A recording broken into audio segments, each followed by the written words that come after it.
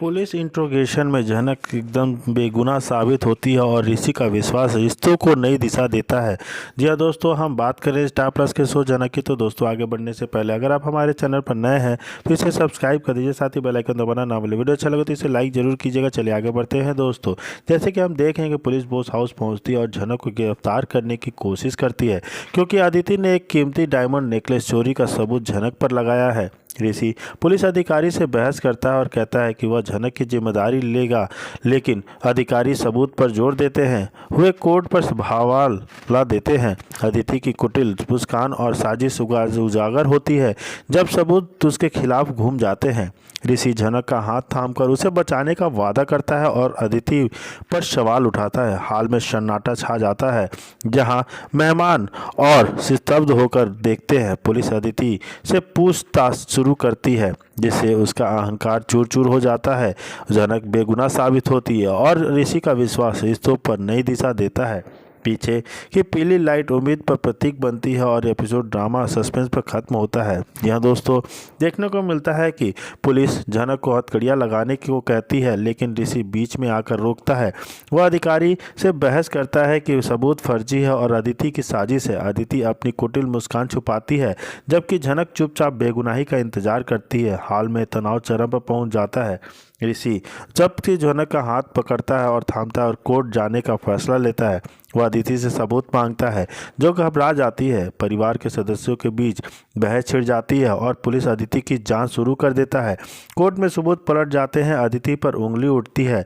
ऋषि झनक की बेगुनाही साबित करता है, जिससे अदिति की गिरफ्तारी होती है। झनक भावुक होकर ऋषि को धन्यवाद देती है और पीली लाइट उसके लिए चमक जाती है। क्यों नहीं, क्योंकि कोई विश्वास नहीं करेगा और झनक को कमरे में न जाने की सलाह देते हैं।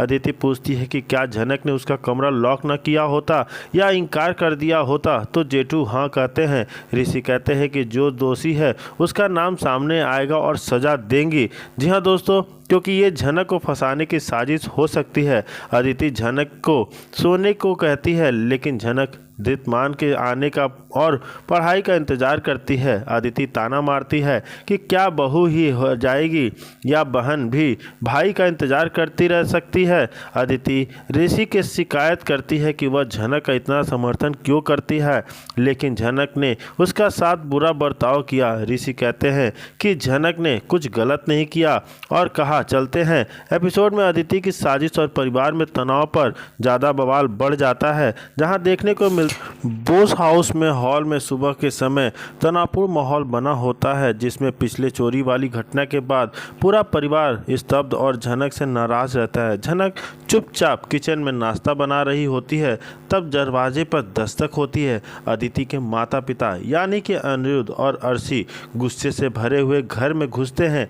अदिति की माँ झनक को देखते ही ताने मारती है, हमने पहले ही कहा था कि इस नौकरानी पर भरोसा मत करना, अब देखो शादी के दिन चोरी कर ली। अनिरुद्ध चिल्लाते हैं कि झनक को तुरंत घर से निकाल दिया जाए, वरना शादी रद्द कर देंगे। झनक आंसू पोंछते हुए सफाई देती है कि उसने कभी चोरी नहीं की, गहने उसके बैग से किसी ने गुप्त रूप से रखे हैं, लेकिन परिवार वाले उसकी एक ना सुनते हैं। जेठू जी बीच में आकर सख्ती से कहते हैं, अब कस्मों से कुछ नहीं होगा, गहने सबके सामने झनक के बैग से निकले हैं, कोई विश्वास नहीं करेगा। अर्शी उछल उछल कर चिल्लाती है, पुलिस बुलाओ, इसे जेल भेज दो। तभी ऋषि पुलिस यूनिफॉर्म में कमरे में प्रवेश करता है। अदिति उत्साहित हो जाती है और कहती है, ऋषि अब इसे गिरफ्तार कर लो। ऋषि शांत रहते हुए झनक से पूछते हैं कि क्या उसने चोरी की। झनक डरते हुए नाम में सिर हिलाती है। ऋषि घोषणा करते हैं कि फॉरेंसिक टीम बुलाई जाएगी, फिंगरप्रिंट्स और डीएनए टेस्ट से सच्चाई पता चलेगी। अनिरुद्ध ऋषि पर भड़क जाते हैं, बहस तेज हो जाती है। अनिरुद्ध कहते हैं कि ऋषि झनक को बचाने के लिए केस को तोड़ मरोड़ देगा। जी हाँ दोस्तों, यहाँ पे अनिरुद्ध ऋषि पे ये झूठा इल्ज़ाम लगा देता है कि वह केस को बचाने के लिए यानी कि झनक को बचाने के लिए केस को उल्टा पुल्टा कर सकता है, क्योंकि उसकी फेवरेट है झनक। ऋषि जवाब देते हैं कि कानून सबके लिए बराबर है और जल्दबाजी ना करें। अदिति घबरा जाती है क्योंकि साजिश उसी की थी और ग्लव्स पहनना भूल गई थी। मिष्टी झनक का साथ देने के लिए कोशिश करती है, लेकिन परिवार का दबाव झेल नहीं पाती है और वह चुपचाप एक कोने में खड़ी हो जाती है। झनक चुपचाप कोने में खड़ी होकर धृतमान के आने का इंतजार करती है। जानती है कि अगर धृतमान और चांचबाती दी अगर आ गए तो उससे बचा सकते हैं। उनकी बात कोई नहीं टालेगा और उनको पता है कि मैं कभी चोरी नहीं कर सकती हूँ। जो पढ़ाई से लौटने वाला होता है, दोपहर होते होते घर का माहौल गर्म और गर्म हो जाता है। जेठी माँ अदिति को सांत्वना देती हैं, जबकि अर्शी झनक के सामना पैक करने लगती है। जी हाँ दोस्तों, अर्शी झनक का सामान पैक करने लगती है और उसको घर से निकालने की पूरी साजिश करने लगती है। ऋषि अलग से झनक से बात करता है और आश्वासन देता है कि सच्चाई जरूर सामने आएगी। झनक, तुम डरो नहीं, तुम निर्दोष हो। मुझे पता है कि तुमने चोरी नहीं की है। रात में डिनर टेबल पर तनाव चरम पर होता है और अनिरुद्ध दोबारा मांग करते हैं कि बाहर की पुलिस बुलाई जाए। एपिसोड अदिति की घबराहट, पारिवारिक दरारें बढ़ने और एक खुलासे की ओर इशारा करते हुए खत्म होता है, जहां झनक की मासूमियत पर सवाल खड़े हो जाते हैं। जी हाँ दोस्तों, काफ़ी ज़्यादा इंटरेस्टिंग ट्विस्ट आ गया है। वहीं देखने को मिलता है कि दूसरी तरफ झनक है कि उसे कुछ साबित करने की ज़रूरत नहीं है, क्योंकि वह जानता है कि झनक ईमानदार है। पुलिस बुलाने की नौबत आती है, लेकिन ऋषि झनक को बचाने के लिए बड़ा फैसला लेता है, जिससे अदिति स्तब्ध रह जाती है। ऋषि का यह स्टैंड झनक के लिए राहत बनता है, जो अपनी मासूमियत साबित करने के लिए चुप रहती है। जी हाँ दोस्तों, अदिति की योजना उल्टी पड़ने लगती है और परिवार में तनाव भी बढ़ने लगता है। जी हाँ दोस्तों, जैसे कि हम देख रहे हैं कि अर्शी और जैसे कि हम हार के बैग से मिलने के बाद अदिति और अर्शी चिल्लाती हुई कहती हैं, पुलिस को बुलाओ, उसे सजा दो। और अनिरुद्ध फ़ोन निकालकर डायल करने लगता है। सीन परिवार के हॉल में सेट्स है, जहां सभी इकट्ठा है।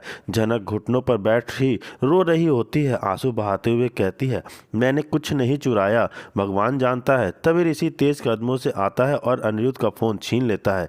ऋषि गरजते हुए बोलता है, कोई पुलिस नहीं बुलाएगा, झनक निर्दोष है, मैं इसका गारंटी लेता हूँ। अगर कोई शक है तो मुझे ही गिरफ्तार कर लो। वह झनक को गले लगा लेता है और परिवार को ललकारता है, सच्चाई बाहर आएगी, लेकिन झनक पर हाथ न डालो।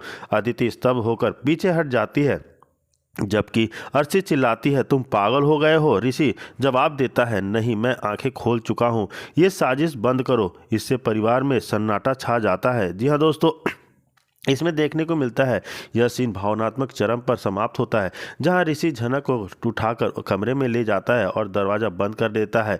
पुलिस को आने से रोकते हुए ऋषि का यह बहादुरी कदम झनक के लिए समर्थन का प्रतीक बनता है और कहानी में एक नया ट्विस्ट आता है। जी हाँ दोस्तों, ऋषि का झनक को बचाने वाला सीन सबसे ड्रामेटिक और भावुक मोमेंट है, जो हाल में पूरे परिवार को मौजूदगी में होता है।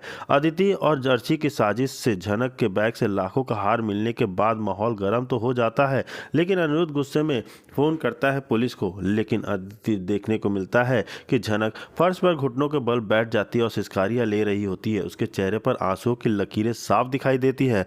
वह कांपते स्वर में बोलती है, मैंने कुछ नहीं किया, ये झूठ है। माँ ने वादा किया था बेहतर जीवन का, लेकिन ये। उसकी आवाज़ रुक जाती है। आदि विजयी मुस्कान के साथ तंज कसती है, अदिति दब बस बहाने बंद करो, झनक सबूत तो यही है। अर्शी हंसते हुए कहती है, तब अब तो पकड़ी गई चोर। अनिरुद्ध नंबर डायल करने लगता है और बैकग्राउंड में ड्रामेटिक म्यूजिक बज